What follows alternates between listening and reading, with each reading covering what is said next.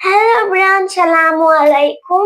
একটি নতুন ব্লগে স্বাগতম। আজকে দুই রকমের রেসিপি হবে, একটা জল বড়া, চিংড়ি মাছের জল বড়া, আর একটা কচুরলতি দিয়ে চিংড়ি মাছের চচ্চড়ি।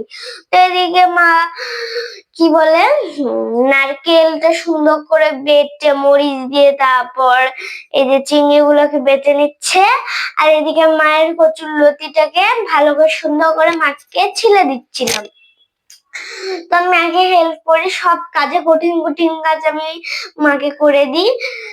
আমার মা খুবই খুশি হয় আমার এই কাজগুলো দেখে। এই যে মা পেঁয়াজ তারপর চিংড়ি দিয়ে সুন্দর করে কেটে নিচ্ছে, আর আমার মায়ের হাতে রান্না কিন্তু খুবই মজা। তারপরে এদিকেও আমি ভালো করে সুন্দর করে ছিলে দিচ্ছিলাম, কারণ অনেকগুলা কচুরলতি ছিল, সেই জন্য সুন্দর করে হচ্ছিল আস্তে ধীরে। তো এই যে ছিলা হয়ে যাচ্ছে আমার, তারপরে যে মা গুলোকে সুন্দর করে কুচু কুচু করে কেটে নিচ্ছে। আর আমার মায়ের হাতের রান্না যেমন মজা, কাটাও যেমন সুন্দর। তো আমার মা সুন্দর করে বটি দিয়ে কুচু কুচু করে কেটে নিচ্ছে, আর যেহেতু আমারও খুবই ভালো লাগে। আর চিংড়ি মাছের জল বড়াটা আমি প্রথমবার খাইছি, খুবই মজা ছিল। তো এদিকে পেঁয়াজ কুচিটা আমিও মাকে কেটে দিচ্ছিলাম, ওই সাইডে আমার মাও কেটে নিচ্ছিল, আমিও ছিলছি। আমি বটি দিয়ে ছিলিনি, আমি হাত দিয়ে ছিলছি। তো যাই হোক, আমাদের কাটাকুটি হয়ে গেছে। তারপর প্যানে একটু লবণ মানে কি হলুদ মিশিয়ে তেজপাতা দিয়ে ওটাকে রেখে দিব বলক ওঠার জন্য।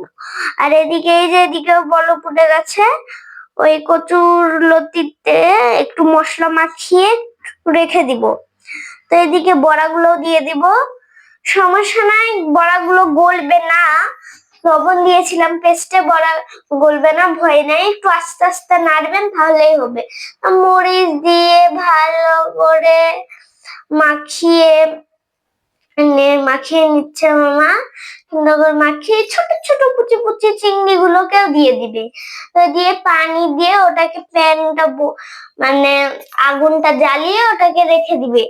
এর এদিকে পেঁয়াজ কুচি দিয়ে দিব, কারণ ওই ঝোলটা আছে মানে ঝোল বড়া, সেটাকে তেলে দিতে হবে।